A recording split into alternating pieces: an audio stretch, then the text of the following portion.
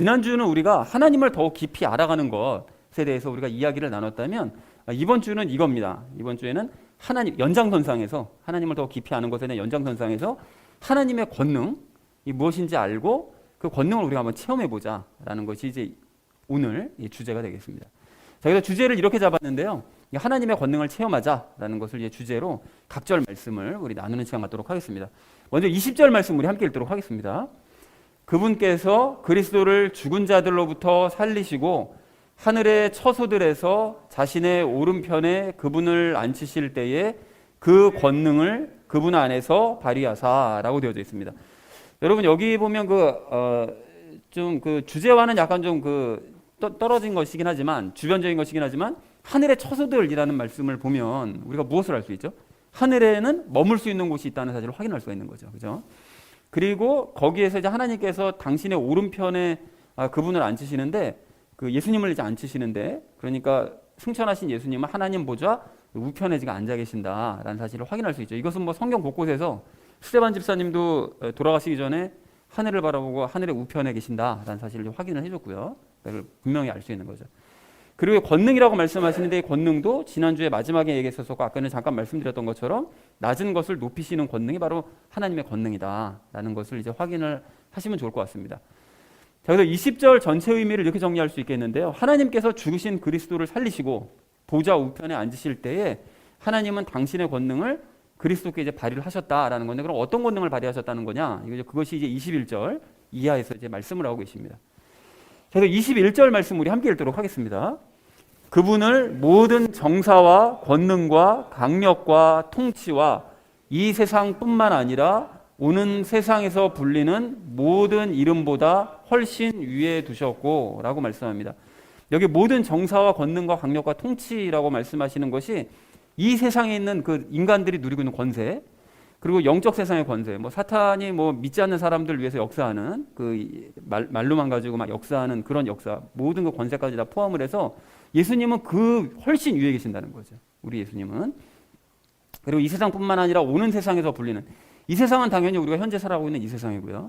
그리고 오는 세상이라는 건 앞으로 이제 다가올 미래도 포함되지만 훨씬 더 미래에 있는 새 예루살렘 거기까지 포함되는 거기에 있는 모든 이름, 모든 사람들을 의미합니다. 그러니까 이 세상과 새 예루살렘에 존재하는 모든 인물들 그것들보다 훨씬 위에 계신다는 거예요. 우리 예수님께서는. 그래서 하나님께서는 예수님을 온 세상에 존재하는 모든 권세와 모든 사람들보다 훨씬 더 위에 두셨다라는 것을 우리가 확인할 수가 있겠습니다.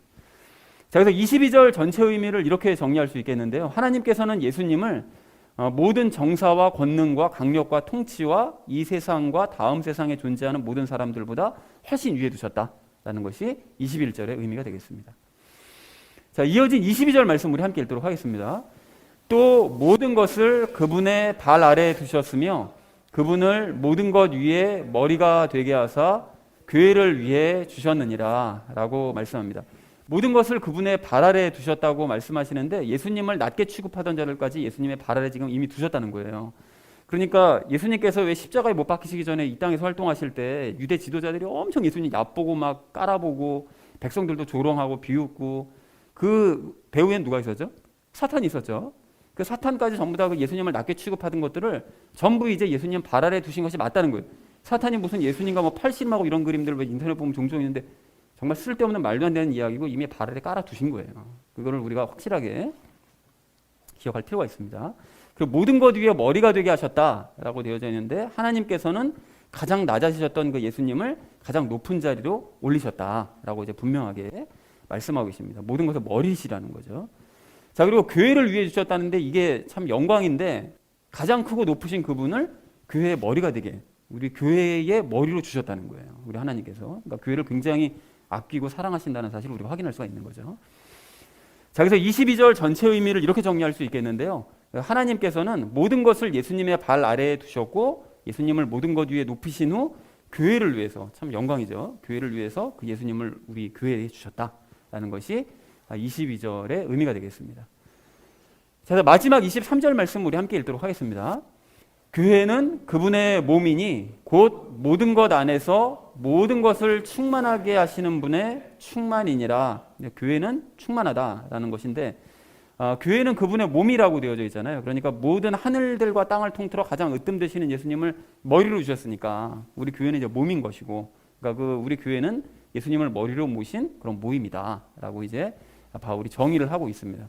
그리고 모든 것 안에서 모든 것을 충만하게 하시는 분의 충만이다라고 말씀하는데, 모든 것 안에서, 그러니까 사람들이든 어떤 자연이든 그 안에서 모든 것을 충만하게 그 복을 주시는 그 예수님께서 충만하게 하시는 것이 교회라는 거예요. 그러니까 모든 것을 충만하게 하시는 예수님의 충만함을 체험할 수 있는 곳이 바로 우리 교회다라는 것이 23절의 의미가 되겠습니다. 자, 그래서 전체 의미를 이렇게 정리할 수 있겠는데요. 교회는 예수님의 몸으로서 모든 것을 충만하게 하시는 예수님의 충만함을 체험할 수 있는 곳이 바로 교회다라고 이제 말씀을 했다는 것이 23절의 의미가 되겠습니다.